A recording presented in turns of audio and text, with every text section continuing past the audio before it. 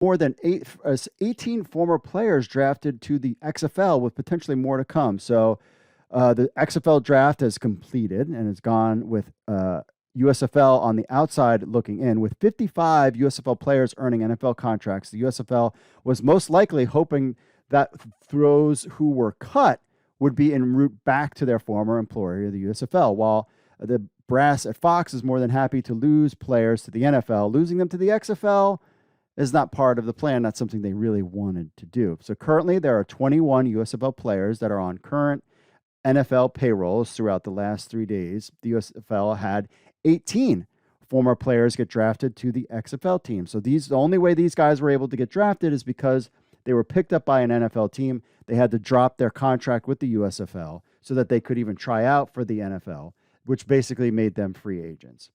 While the USFL had 3 of its players return to their teams, Tucker Addington on long snapper, Matt Colburn running back, and Devin Gray wide receiver.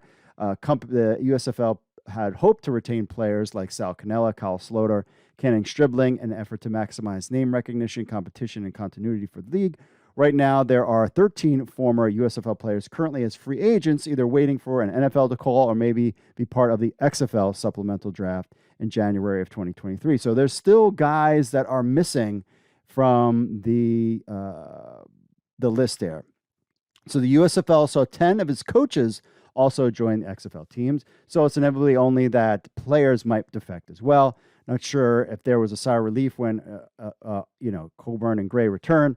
The USFL was hoping more players would return as the NFL season concluded, and maybe the phone was as active for USFL alumni. So far, the USFL lost 5 members of their 2022 All-USFL team, in addition to several players with NFL experience.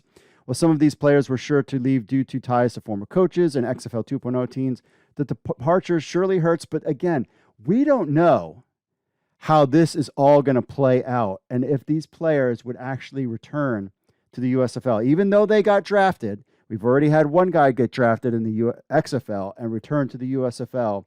This is by no means is this story over. Whether players are going to stay with the XFL or not, it's just something you have to keep an eye on. So some of the players, Doug Costin was signed by the Renegades, Sal Cannella, tight end, Channing Stribling from the Breakers, Channing Stribling, cornerback for the Stars, Dejon Neal, DB for the Generals, Luis Perez, quarterback for the Generals, Kyle Sloter from the Breakers got picked up by the XFL, Rashard Davis from the Bandits, he got picked up, Garrett McGinn, offensive line for the Generals, Shakir Brown, cornerback from the Maulers, Devontae Busby, a cornerback from the Generals, Terrell Bonds, cornerback for the Maulers, Darius Shepard, wide receiver from the Generals, Quentin Meeks, cornerback with Bandits, Cameron Hunt, offensive line for the Stallions, Dexter Williams, running back from the Stars. However, he came back to the USFL. Jamison Houston, cornerback for the Panthers, DeAndre Torrey, running back Panthers, and Devin Hafford, cornerback Maulers. Those are some of the players. Now, even though there were 18 players who were signed to NFL contract that left the USFL, many former USFL players who were released midway through the USFL season. So Jeff Badette, Masas Bailey, Deshaun Dixon, and Michael Carazoa are just off the names that are some of the names that had USFL ties but are returning to the XFL or were drafted to the XFL. The most notable losses include Sal Cannella, Devontae Busby, Channing Stribling, Kyle Sloter, Luis Perez, Cameron Hunt, and Garrett McGinn. While every player coming back to the USFL was obviously the goal, thus their transition hurts losing 2 all-league offensive linemen. That is the bad part. More than any of these guys, Sloter, I mean, he kind of, Luis Perez was kind of a, he was, there was other guys playing instead of Luis Perez. I can't even think of the term right now off the top of my head. Kyle Sloter was an MVP in the beginning of the season, but then kind of tailed off, but still his team was really good. His coach left, so maybe that was why he wanted to kind of go. Sal Cannella was a great player too, and he's actually going to be playing with Sloter in the XFL. So, but losing the offensive lineman, that is the key here. That's the part that kind of hurts. But it's not a ton of players, and the USFL has been constantly adding new guys to the mix, and there's plenty of talent out there. Offensive linemen, yes, they're not out there. That's an issue. But as far as other players, there's still guys out there waiting for a chance. So it is not the end of the world. With Alt Football League often criticized for inconsistent QB play and line play, the loss of those 4 players could be hard to fill.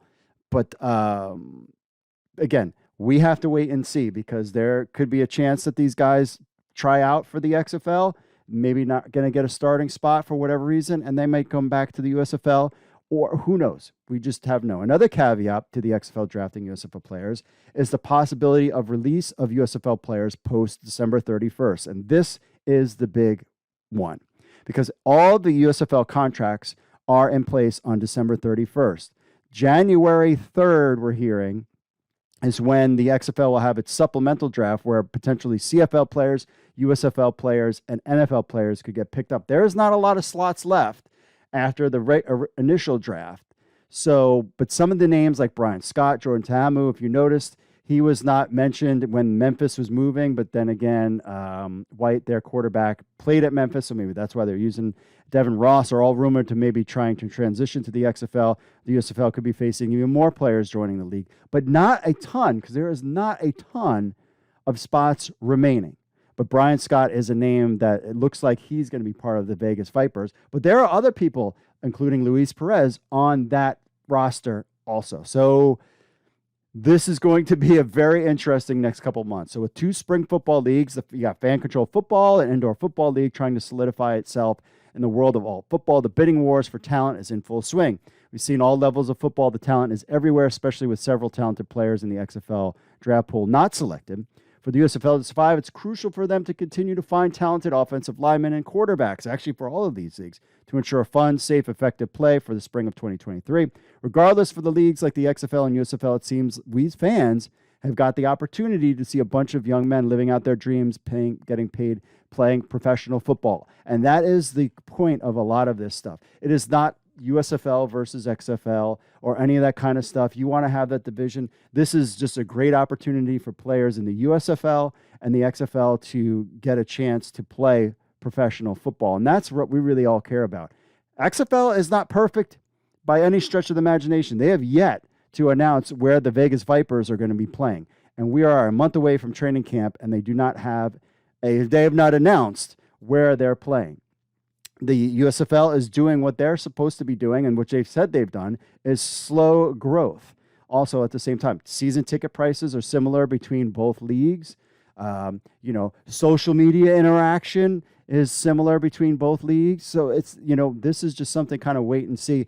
But definitely January is going to be a very fascinating month for not only all football leagues, especially the USFL. Who is going to be going? Who is coming back? Even after training camp of the XFL season starts in February, there could likely be guys that maybe don't like what they see from the XFL and return to the USFL.